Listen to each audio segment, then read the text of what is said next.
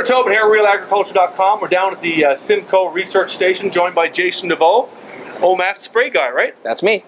So, Jason, it's mid-May, and we've had a tough spring. It's late, and one of the things we want to talk about is spray and spray drift.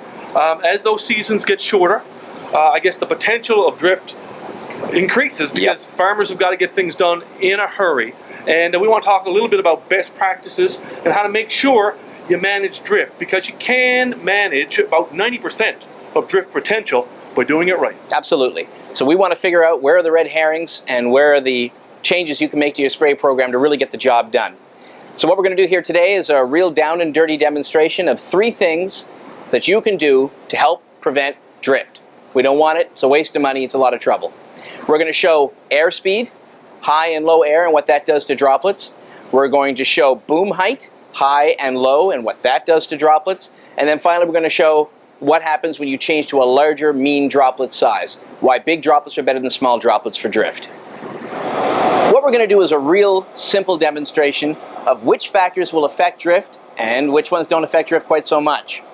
The first thing we're going to do is, using this backpack sprayer, we're going to hold our boom at about 50 centimeters off the ground with an 8003 flat fan at 50 psi, which I'm going to try to hold steady here.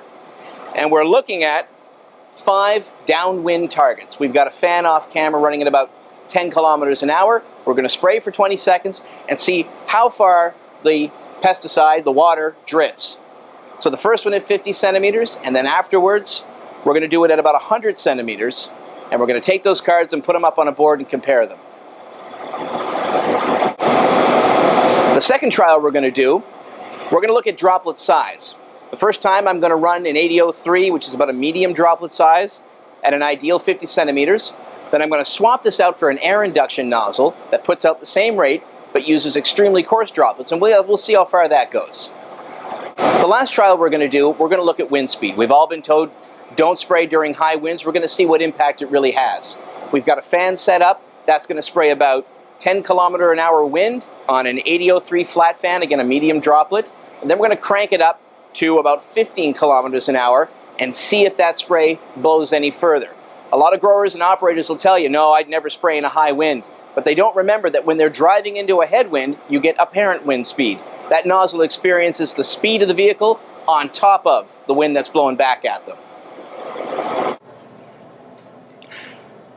So we've collected our water-sensitive paper, and we've put them on this board to see if there's anything to show. I'm joined by Tara Wiederman, our summer research student, and we're going to show you whether or not we got some results.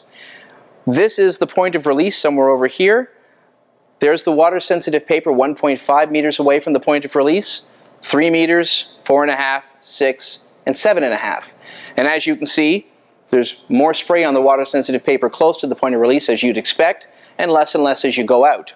The first experiment we did was changing the height of the boom.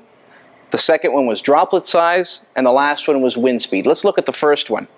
So here we have 2 boom heights, 50 centimeters off the ground, which is about ideal, and not recommended 100 centimeters off the ground. And let's take a look. You can see that at 1.5 meters they were both flooded, as you'd expect. And as you get further and further out, there's a pretty obvious difference that the boom that's higher off the ground is going to leave more and more residue behind further and further out. We've got spray on the papers all the way to 7.5 meters with no problem at all, and obviously less when the boom was lower. So that gives us our first point: keep your boom down. The second experiment was a medium droplet size and an extra coarse from an air induction nozzle. In this case, you can see 50 centimeters off the ground, there's more spray for the smaller droplet, because smaller droplets will drift further, and less spray on the targets for the extra coarse. It tends to fall straight down. And as we get further and further away, it's a pretty obvious difference. More spray here for the medium, more spray, less, more, and less. So we know using larger droplets means it won't drift as far. It doesn't stop drift, but it does knock it back. Our last point was wind speed. Should we be spraying in high wind? 10 kilometers an hour, pretty reasonable.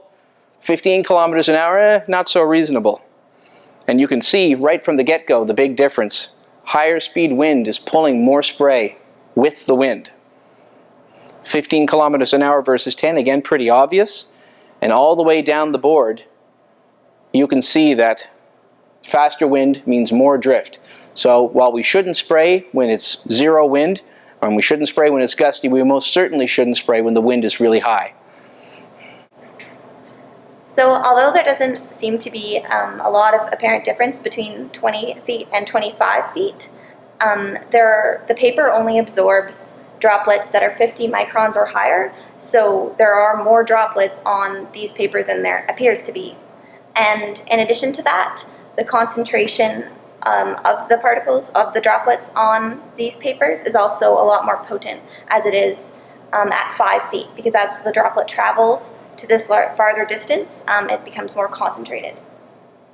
That's right, it's begun to evaporate. So the drops here, while potent, probably aren't as potent as the ones you see on the far side. So this season, when you're out and your spray window is pretty short and you're wondering whether you should spray or not, make sure you get the most bang for your buck that you can. It's a lot of time and money you're spending out there. Make every droplet count. Drop your boom as low as you're able.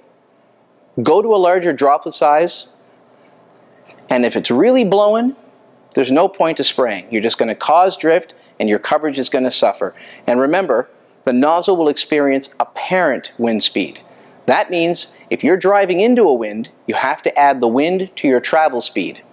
15 kilometers an hour, you may be thinking, I'd never spray in wind that high, but I'll bet you'd drive 10 kilometers an hour into a 5-kilometer wind.